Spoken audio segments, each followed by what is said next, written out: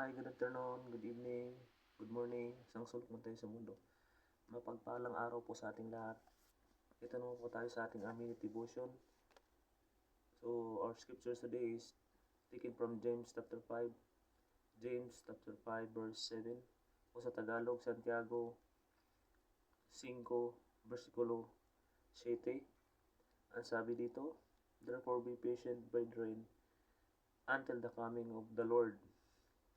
See how the farmer waits for the precious fruit of the earth, waiting patiently for it until it receives early and latter rain." So it's very clear. Uh, you must we must wait the promise of the Lord, the promises of the Lord. Dahil ang mga pangako ng Panginoon po ay hindi po nababali. Ay mga halimbawa na hari, earthly king, yung mga hari, pag na pumirma sila ng kasulatan, no, hindi na po mababali yun. How much more our Heavenly Father, na pag nangako siya, hindi po nababali, hindi po napapako ang pangako ng Panginoon. Hindi katulad ng tao, napapako ang pangako ng tao. Hindi natutupad ang pangako ng tao, pero ang pangako ng Panginoon ay natutupad po.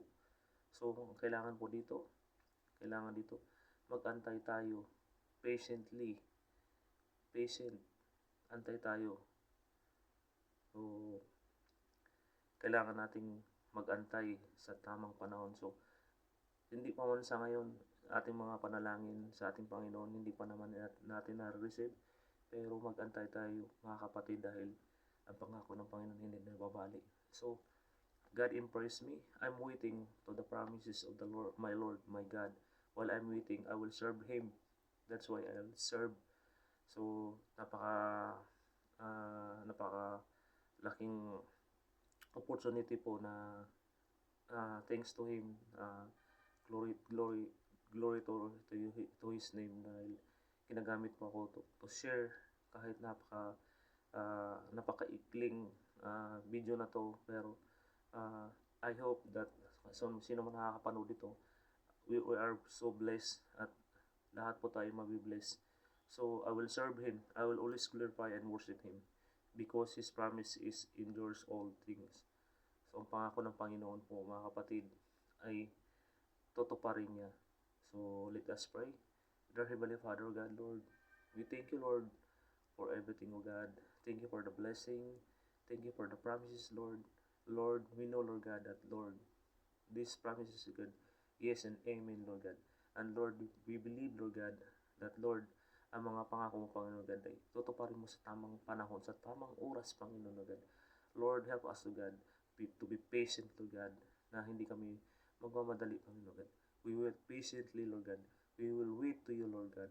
Lord, we thank you, we glorify your name, God. Today, Lord, bigyan niyo kami ng panibagong kalakasan sa aming mga pagpasok sa aming mga trabaho, sa aming buhay, sa aming pamilya, Panginoon, God. Protect us, Lord God. And Lord, you always providing our needs, God, according to your riches in glory in Christ Jesus, God. Lord, sa anak, panood ito, Panginoon, God, they are also blessed, Lord God. We are always blessed, Lord God, to your holy name, O God. Lord, we thank you, we praise you, we love you, Lord God. In Jesus' mighty name we pray. Amen and amen. Thank you po, kapatid. Amen po. God bless po.